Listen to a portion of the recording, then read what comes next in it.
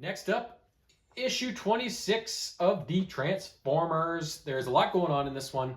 Um, at the end of the last issue, if you remember, Skywarp warped the Ark and Thundercracker back into its location after they disappeared and saw all the Cobra Law shit. So they get back and Thundercracker's just like randomly shooting everywhere. Like, where did you send us? Where did you send us? He's flipping out after what he saw. So the Autobots have to subdue Thundercracker, and he starts freaking out too about like, what did you do to you guys? Fucked up Skywarp. He's now part of your stupid computer, and he's an abomination. So like Wheeljack and Jazz are there. Ultra Magnus comes in. Prime comes in, and eventually Prime's able to talk Thundercracker down and be like, Thundercracker, we did not do this to Skywarp. Starscream and Soundwave did this to Skywarp. We're trying to get him out of there. We want our Teletrain 1 back. We'll try and get him out of there and fix him up, and you guys can be on your way, you know? So eventually Thundercracker sees reason and is like, oh, okay. Meanwhile, Ultra Magnus is still suspicious about him being able to just go around the Ark kind of unfettered, right? So that's going on, and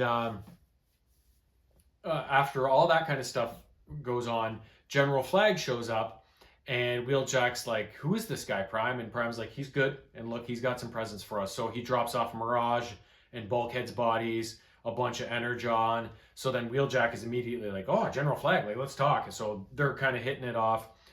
Prime goes to Soundwave, who's he's being detained. He's imprisoned. And Prime gives him a little bit of Energon to keep him going, and Soundwave's like, it's appreciated, but I don't trust your motives. Like, don't think you can turn me against my Decepticon fellows. And Prime's like, the Decepticon fellows who left you to rot, and, you know, who go, like, turn their backs on any of you at any given time when the going gets tough, kind of thing. So he's trying to work on Soundwave like he did on Thundercracker. In Chicago, RC, Shredhead, Beachcomber, Carly Spike, Aerial Bots, Trailbreaker, they're all trying to help rebuild the city. And Carly and Spike have a moment where they kind of are doing some healing from everything that's gone on. And what else happens? There's some other stuff as well. Oh yeah, the other kind of main thing is, there's two other kind of things. Well, three other things, I guess. On Cybertron, Elita 1 is still on Cliffjumper's case about sending Shredhead instead of him back to Earth. And she's like, well, you can make up for it. And Cliffjumper's like, I would do it again if I had to make the same decision to protect Prime and the other guys on Earth. And she's like, what about here on Cybertron? And there's all this room full of like almost dead Autobots, right?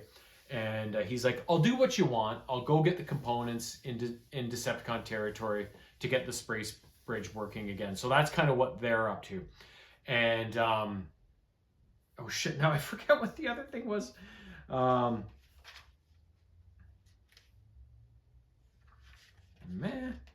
yeah, so remember when Prime was introduced to General Flag, Miles Mayhem from the Mask TV series was there. And so we see a quick panel of him talking to a scientist about, oh, did you get this whole scan? And it's a scan of Optimus Prime. So he's up to something. And they're like, yep, we got the whole scan, everything's there. And he's like, have you sent it to General Flag yet? And the guy's like, no, it's in the database, but I haven't contacted him yet. And he's like, good. Bang, shoots him. So Miles Mayhem, he's a bad guy. We all know that. So he's up to bad things.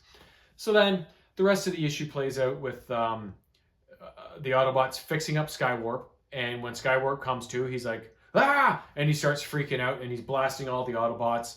And Thundercracker tries to calm him down and be like, no, they fixed you. It was Starscream and Soundwave that put you in that wall. These guys brought you back. Like, chill out. And so they get into a fight, and Skywarp eventually escapes. But Prime's like, Thundercracker, are you going with him? Like, you're free to go. And he's like, no, I've chosen my side. So it looks like Thundercracker now is on the side of the Autobots. We know how that goes sometimes, though, right? And then the last panels of the issue, it's Megatron under the sea in the Nemesis, talking to the Constructicons and some of the other Decepticons that are there. And it's like, this is all the Energon you found? And it's like 12 cubes. He's like, we're fucking screwed. And then the Constructicons start talking to him about, well, we can utilize some of the humans' energy sources and, you know, adapt them to our needs. And then all of a sudden, Megatron's eyes turn purple, and he's like, yeah, and he's grabbing his head. So he's going through some sort of distress. We just don't know the source of this distress yet.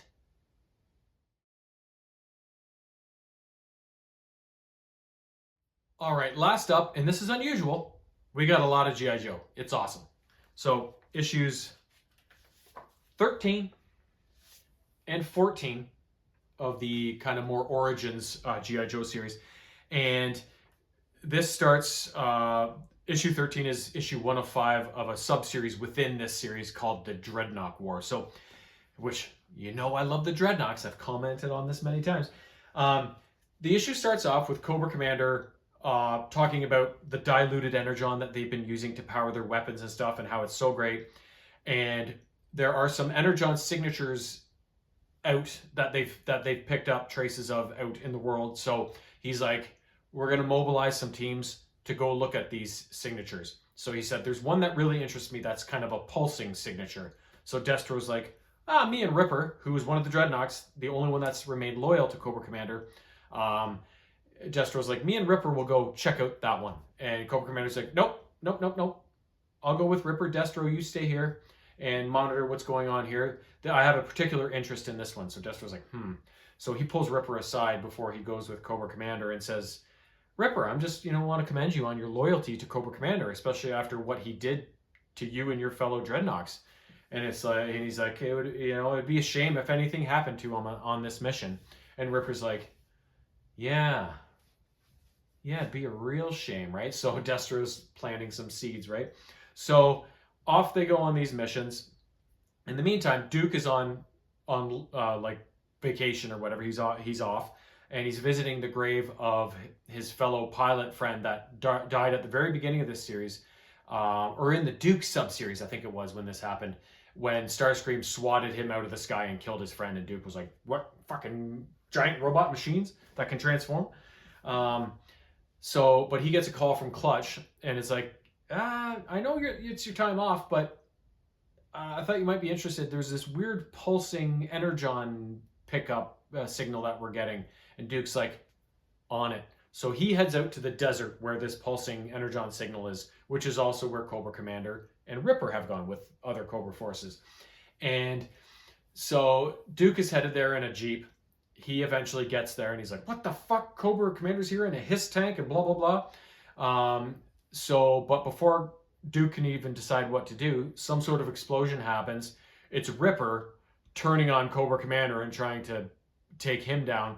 So Duke gets in on the fray, starts beating up Ripper, starts beating up Cobra Commander. It's like a three-way battle.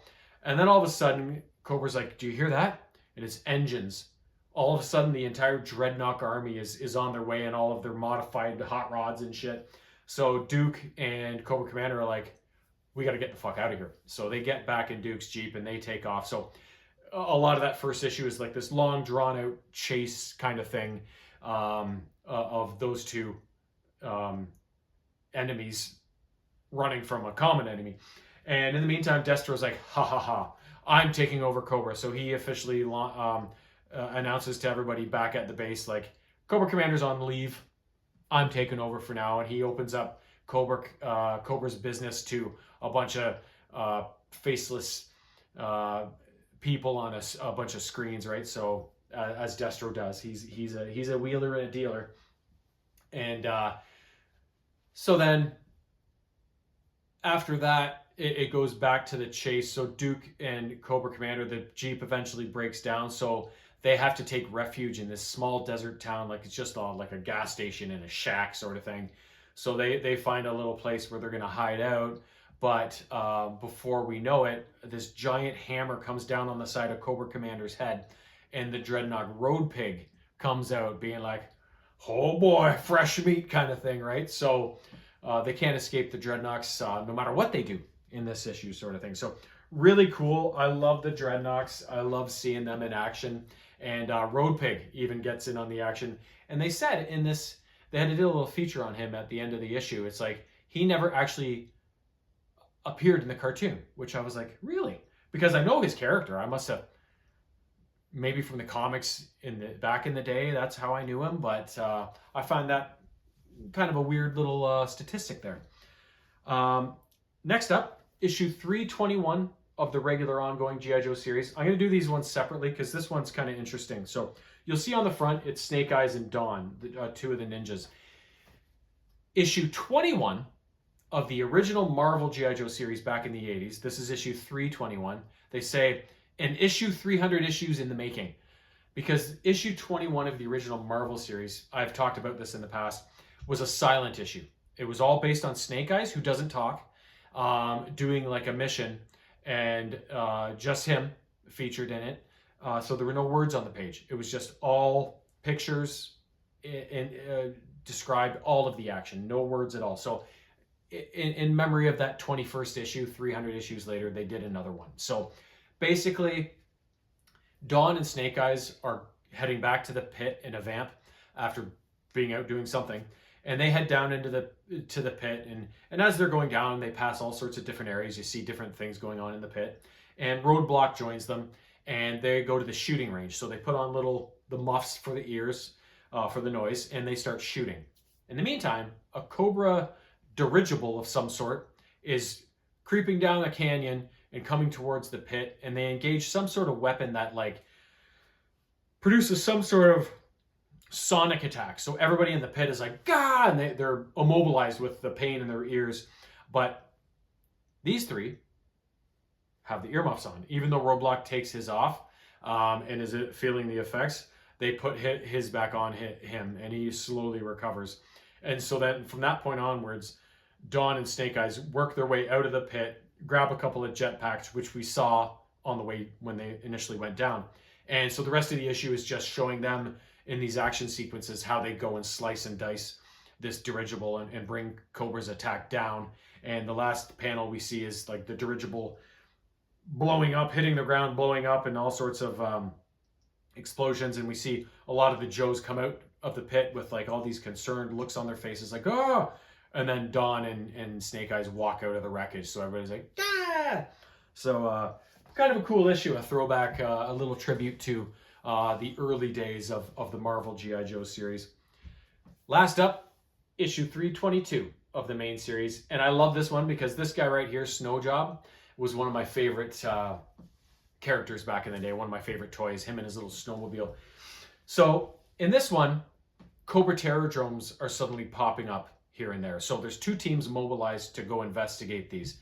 One unit, I think, is in a place called Benzene, out in the desert, going to a place called Satan's Anvil or something like that.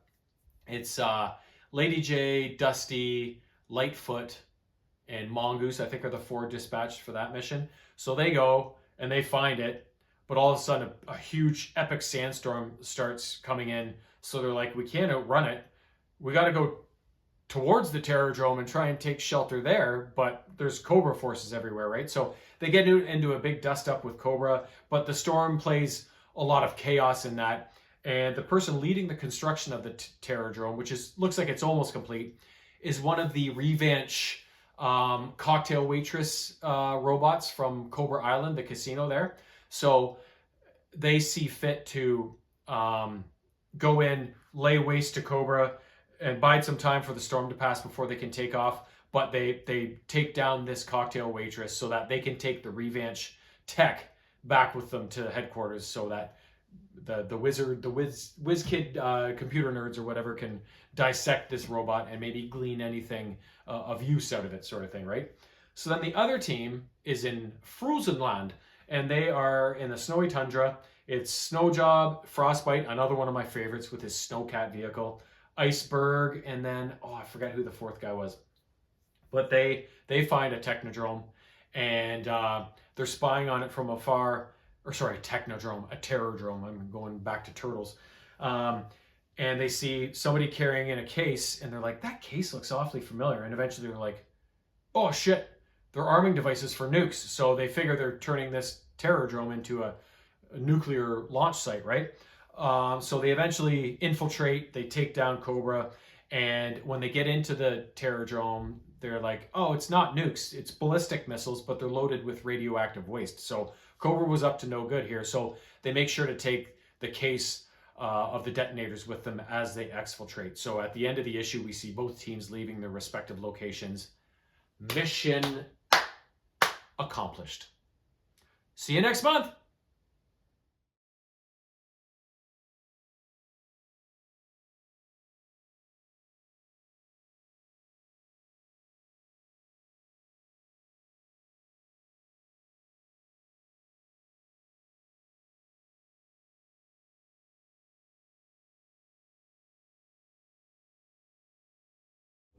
Meow.